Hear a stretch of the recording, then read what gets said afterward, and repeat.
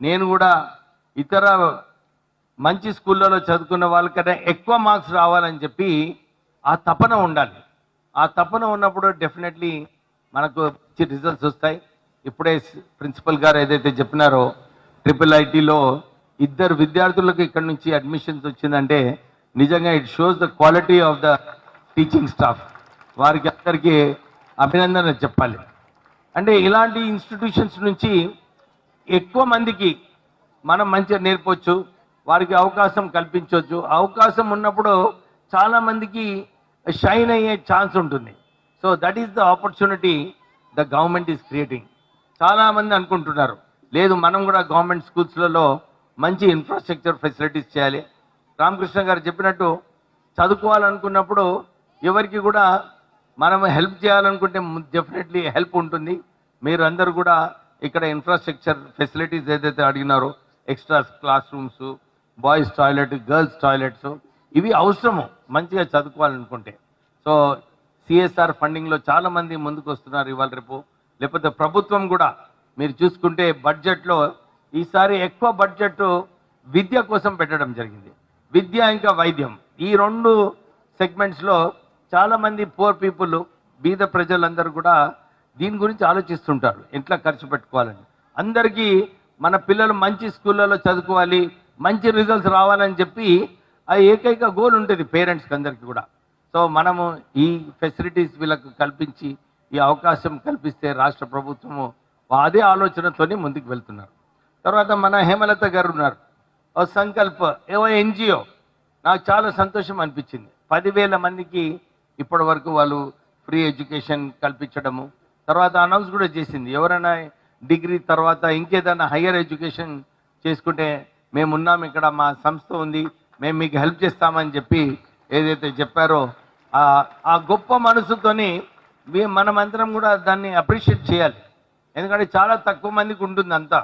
నాకు కూడా when I was young, నేను చిన్న ఉన్నప్పుడు నాకు తపన ఉండే, అరే నేను కూడా ఒక 10 మందికి హెల్ప్ చేయాలని చెప్పి నాకు అది ఉండే. సో నాకు బిజినెస్లో సక్సెస్ అయిన తర్వాత మా నాన్నగారు ఇదే అన్నారు, అరే పైసలు సంపాదించేది ఇచ్చేది ఇంపార్టెంట్ కాదు, ఏదైనా ఒక గివ్ బ్యాక్ టు సొసైటీ, ఏదో ఒక కార్యక్రమం చేయాలి బీద ప్రజలకు అని చెప్పి ఫస్ట్ ఈ గేమ్ ఇన్స్ట్రక్షన్స్.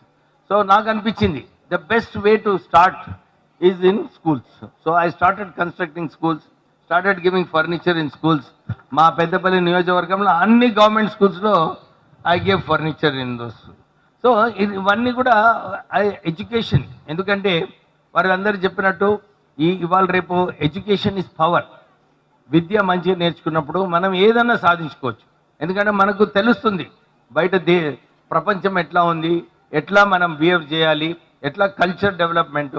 అందు గురించి పిల్లలు వచ్చి ఇక్కడ డాన్స్ కోసం రెడీ ఉన్నప్పుడు I said no, you should give them that chance.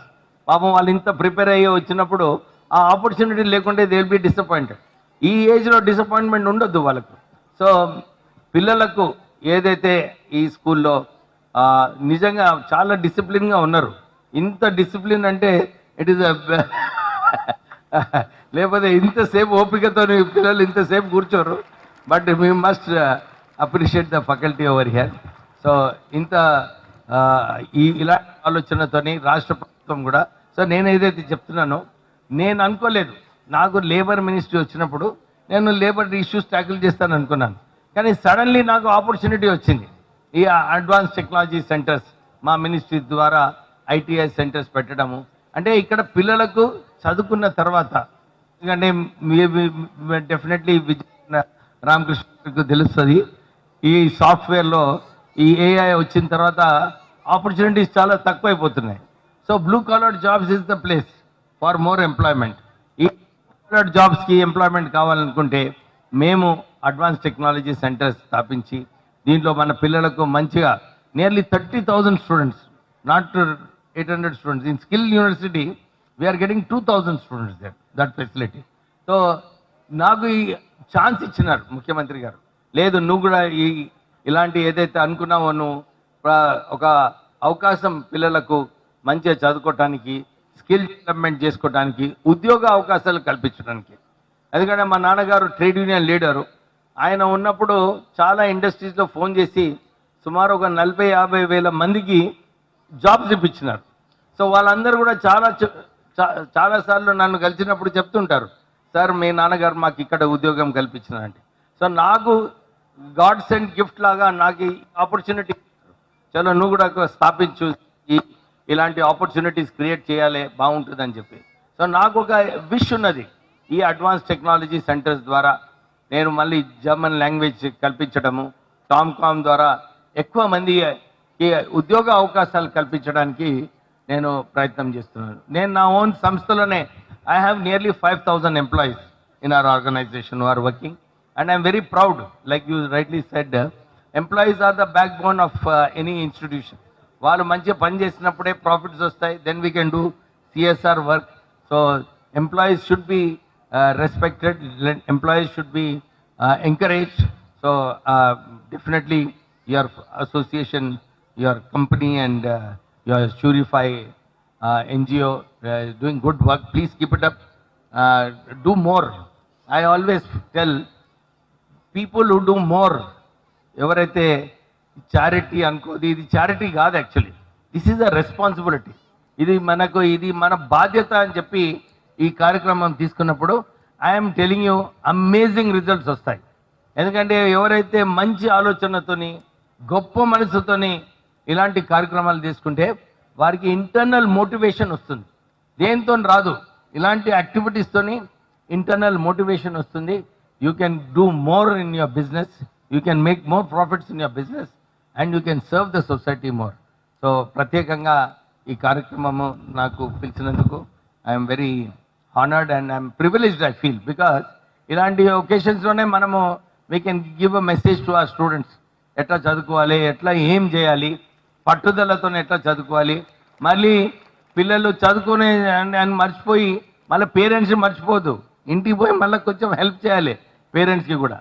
That is the way actually you build your character. Vijay చెప్పినప్పుడు ఇక్కడ క్రికెట్ ఆడుతుండే, క్రికెట్, ఈ కల్చరల్ యాక్టివిటీస్, డాన్సింగ్, ఇవన్నీ కూడా ఒక క్యారెక్టర్ బిల్డింగ్లో ఉంటుంది స్టూడెంట్స్కి. So I'm happy that this institution, ఈ స్కూల్, ఈ కాలేజ్ ఇలాంటి ఫెసిలిటీస్ కల్పించినందుకు వాళ్ళందరికీ కూడా కంగ్రాచులేషన్స్ చెప్తూ, ఇక్కడ చాలామంది ఇంతకుముందు కూడా వచ్చినప్పుడు ఇక్కడ డిమాండ్ ఉండే, డిగ్రీ కాలేజ్ కావాలని చెప్పి డిమాండ్ ఉండే. శ్రీనివాస్ రెడ్డి గారు ఆ రోజు ఇక్కడనే అయింది కదా మీటింగ్ మనము చేసుకుంది. సో డెఫినెట్లీ మనకు ఈ దుబ్బాక్ నియోజక ఒక డిగ్రీ కాలేజ్ డెఫినెట్లీ శాంక్షన్ చేపిస్తా మీ అందరికీ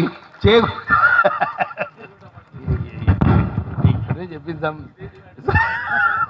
సరే, చేగుంట మండలానికి ఒక డిగ్రీ కాలేజ్ మనం శాంక్షన్ చేపిద్దామని చెప్పి మీ అందరికీ నేను ముగిస్తున్నాను. Thank you very much.